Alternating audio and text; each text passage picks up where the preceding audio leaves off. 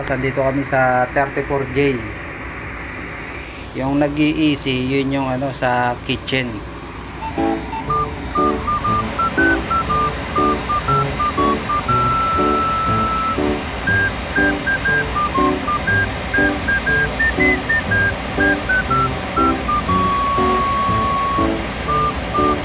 So 100 lang yung pressure niya.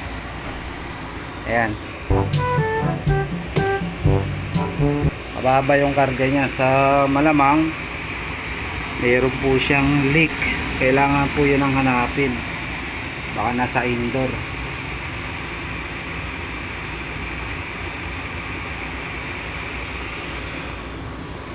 Nag-i-easy siya. Yan sir, dito kami sa 34J.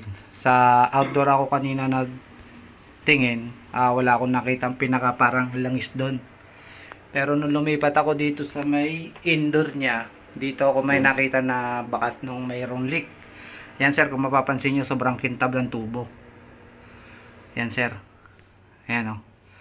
Yan sir, yung pinaka parang leak nung ano. Ayan sir o. Kita nyo, basa yung ito.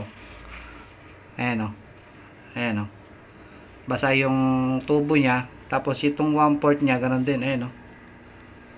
Basa yung ano niya. So hanggang dito siya. Ayan o. Kaya kung mapapansin nyo sir, yung pinaka rubber niya. Ayan o.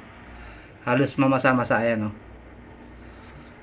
Ito po yung may pinaka problema niya. Tapos yung pinaka balot niya. Ayan sir. Kita nyo naninilaw. Ayan o. Ayan sir. Ayan o. Yan sir, kikita nyo yung makintab na yan. Yan po yung langis na ano niya. Ayan. Yan sir. Sobrang ano niya.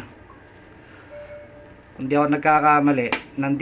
Nandito po sa indoor yung problema nitong sa 34J. Yan sir, kung maano nyo sir. Ayan o. Ayan o. Basang-basa yung pinaka rubber insulation niya. Okay na sir, na-trace na po natin yung problema.